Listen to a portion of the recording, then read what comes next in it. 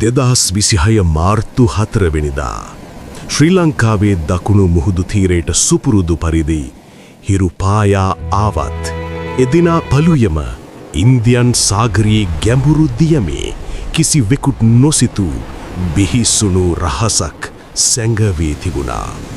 ගාල්ල වෙරළ තීරයේ සිට නාවික සැතපුම් 40ක් දුරින් එනම් ජාත්‍යන්තර මුහුදු සීමාවේ ගමන් කරමින් තිබූ අති දැවැන්ත යුද නෞකාවක් හදිසියම ආපදාවට ලක්වනවා. ඒ වන විටත් එහි නාවිකයින් 180කට ආසන්න පිරිසක් සිටියා. නෞකාවෙන් නිකුත් වූ අවසන් ආපදා සංඥාවට අනුව වහාම ක්‍රියාත්මක වූ ශ්‍රී ලංකා නාවික හමුදාව එදෙසට ගමන් කළත් ඔවුන්ට දැකගන්නට ලැබුණේ මුහුදේ පාවන තෙල් පැල්ලම් සහ සුන්බුන් කිහිපයක් පමණයි. ඒ ඉරාන නාවික හමුදාවට අයත් අති නවීන යුද නෞකාවක් වන අයිරිස් ඩේනා නෞකාවේ අවසන් සලකුණුයි. මෙය හුදු කාර්මික දූෂයක් හෝ සාමාන්‍ය මුහුදු අනතුරක්ද? නැහැ.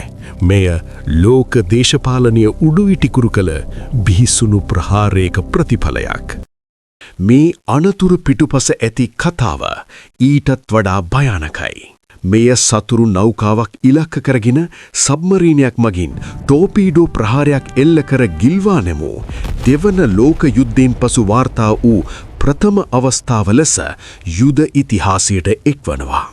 ප්‍රහාරීන් පැය කිහිපයකට පසු ඇමරිකානු ආරක්ෂක ලේකම් පීට් හෙග්සත් ලෝකෙම කම්පනයට පත් කරමින් නිල වශයෙන් ප්‍රකාශ කළේ කුමක්ද? ජාත්‍යන්තර මුහුදු සීමාවේ තමන් සුරක්ෂිතයයි සිටා සිටි ඉරාන යුද නෞකාවක් ඇමරිකානු සබ්මරීනයක් විසින් ගිල්වා දැමුවා. එය ටෝපීඩෝ ප්‍රහාරයකින් සිදු කළ නිහඬ මරණයක්. ඔහු මෙය විස්තර කළේ එලෙසින්. කුමක්ද මේ ප්‍රහාරයට ලක් වූ අයිරිස් දෙනා? මෙය ඉරාන නාවික හමුවේ මවුජ් පන්තියේ නවීනතම මෙන්ම අතිශය බලගතු යුද නෞකාවක්. ගුවන් යානනාශක මිසයිල, නැව්නාශක මිසයිල, කාලතුවක්කු සහ ටෝපීඩෝ විදින යන්ත්‍රවලින් සන්නද්ධව තිබූ මෙම යකඩ යෝධයාට හෙලිකොප්ටරයක්ද රැගෙන යාමේ හැකියාව තිබුණා. 2023 වසරේදී ඇමරිකානු සම්බාධකවලට පවා ලක් වූ මෙම නෞකාව පසුගියදා ඉන්දියාවේ පැවති මිලාන් 2026 ජාත්‍යන්තර නාවික අභ්‍යාසයට සහභාගී වී නැවත ඉරානය බලා ගමන් කරමින් සිටියේදී මෙලෙස ඇමරිකානු ඉලක්කයක් බවට පත් වූයේ.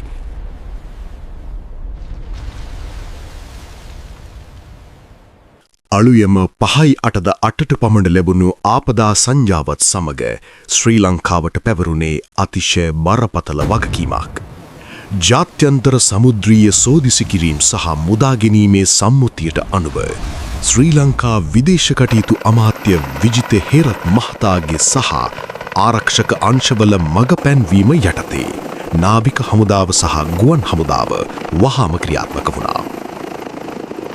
නාවික හමුදා මූර සංචාරක යාත්‍රා අදාළ ස්ථානයට ළඟා වන විට නෞකාව ජලතලයේ මත තිබුණේ නැහැ. දැඩි පරිශ්‍රමයකින් පසු මුහුදේ පාවෙමින් සිටි ඉරාන නාවිකයන් 32 දෙනෙකු ප්‍රාණවත්තව බේරාගෙන ගාල්ල කරාපිටිය රෝහල වෙත කඩිනමින් රැගෙන යාමට නාවික හමුදාවට හැකි වුණා. රෝහල් ආරංචි මාර්ග සඳහන් කරන පරිදි බේරාගත් පිරිසෙන් කිහිප දෙනෙකුගේ තත්ත්වය බරපතලයි. කෙසේ වෙතත් මෙම කේතලාජකයෙන් නාවිකයන් 80කට අධික පිරිසකගේ මලසිරුරු ශ්‍රී ලංකා නාවික හමුදාව විසින් සොයාගෙන ඇති බව විදෙස් මාධ්‍ය වාර්තා කළා. තවත් පිරිසක් අතුරුදහන් වී ඇති බවටයි විශ්වාස කෙරින්දේ.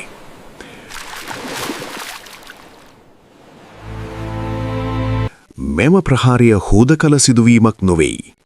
මේ වන විට මැදපෙරදිග කාලපය පුරා ඇවිලි යන ඇමරිකානු ඊශ්‍රායල්‍ය ඒකාබද්ධ හමුදා සහ ඉරානය අතර පවතින දරුණු යුද්ධ ගැටුමේ බිහිසුණු දිගුවක් තමයි අපේ මුහුදු සීමාව අසලදී මේ ආකාරයෙන් පුපුරා ගියේ. ඉරාන උත්තරීතර නායක අයතුල්ලා අලි කමේනි ඇතුළු ඉහළ පෙළේ නිලධාරීන් ඉලක්ක කරගෙන එල්ල වූ ප්‍රහාර මහලාවෙම තවත් එක් පියවර ලෙස ඇමරිකාව ඉරාන නාවික බලය සම්පූර්ණයෙන්ම අඩාල කිරීමේ අරමුණෙන් මෙම ප්‍රහාරය එල්ල කර තිබෙනවා. ආරක්ෂක විශ්ලේෂකීන් පෙන්වා දෙන්නේ ඉන්දියානු සාගරයේ පිහිටි ඩියේගෝ ගාර්ෂියා ඇමරිකානු කඳවුර මෙම මෙහෙයුම සඳහා යොදා ගන්නට ඇති බවයි. කෙසේ වෙතත් ජාත්‍යන්තර මුහුදු නීතිය උල්ලංඝනය කරමින් සාමකාමී වාණිජ කාලපයක තුළ මෙවැනි හමුදාමය ප්‍රහාරයක් එල්ල කිරීම සමස්ත ලෝකයේම සමුද්‍රීය ආරක්ෂාව පිළිබඳ බරපතල ප්‍රශ්නාර්ථයක් මතු කර තිබෙනවා. නවීන තාක්ෂණයෙන් සහ බිහිසුණු අවි ආයුධ වලින් සන්නද්ධ වූ දෙවන්ත යුද්ධ නාවිකාවක් ඇසිපිය හෙළන සැනෙන් සාගර පතුරට ගොස් අවසන්. තමන්ට අයිති නැති යුද්ධක ගුදුරක් බවට පත්වෙමින් ඉරාන නාවිකයන් 100කට අසන පිරිසකගේ ජීවිත ඉන්දියානු සාගරයේ දකුණු මුහුදු තීරයේ සදහටම නිසල වුණා. ලෝක බලවතුන්ගේ ආධිපත්‍යය සඳහා වන අරගලය දැන් අපේ දොරකටම අපේ මුහුදු සීමාව අසලටම පැමිණි අවසන්. මෙය ශ්‍රී ලංකාවට පමණක් නොවේ සමස්ත කාලපයටම නිකුත් කරලද අනතුරු ඇඟිවීමේ රතු නිවේදනයක්ද. තීරණය කාලයට භාරයි.